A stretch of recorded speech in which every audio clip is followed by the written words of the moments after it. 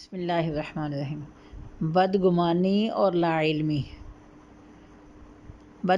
لا علمی کی ایک سچی کہانی۔ نصیحت تو اچھی چیز ہے، پر انداز بھی تو اچھا ہونا چاہیے۔ سوچ سمجھ کر قدم رکھنے سے مسئلہ ٹھیک طریقے سے حل ہو جاتا ہے۔ ایک سنار کے انتقال کے بعد اس کا خاندان مصیبت میں پڑ گیا، کھانے کے بھی لالے پڑ گئے۔ ایک دن اس کی بیوی نے اپنے بیٹے کو نیلم کا ایک ہار دے کر کہا، بیٹا اسے اپنے چچا کے پاس لے جاؤ، کہنا یہ بیچ کر کچھ پیسے دے دے۔ بیٹا وہ ہار لے کر چچا کے پاس گیا۔ چچا نے ہار کو اچھی طرح دیکھا اور پرکھ کر کہا، بیٹا ماں سے کہنا ابھی مارکیٹ بہت مندہ ہے، تھوڑا رک کر فروخت کرنا، اچھے دام ملیں گے۔ اسے تھوڑے سے روپے دے کر کہا، تم کل سے دکان پر آ کر بیٹھنا۔ اگلے دن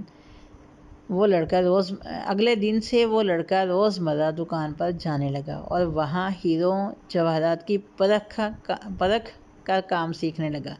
ایک دن وہ بڑا ماہر بن گیا۔ لوگ دور دور سے اپنے ہیرے کی پرکھ کرانے آنے لگے۔ ایک دن اس کے چچا نے کہا، بیٹا اپنی ماں سے وہ ہار لے کر آنا اور کہنا کہ اب مارکیٹ میں بہت تیزی ہے، اس کے اچھے دام مل جائیں گے۔ ماں سے ہار لے کر اس نے پرکھا تو اسے پتہ چلا کہ وہ تو جعلی ہے۔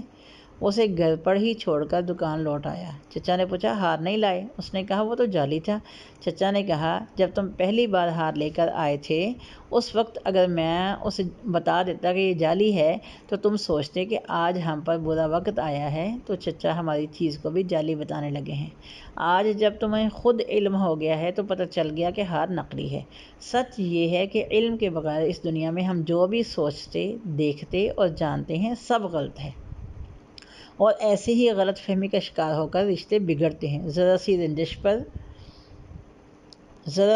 پر نہ چھوڑ کسی بھی اپنے کا دامن۔ ذرا سی رنجش پر نہ چھوڑ کسی بھی اپنے کا دامن۔ زندگی گزر جاتی ہے اپنوں کا اپنا بنانے میں۔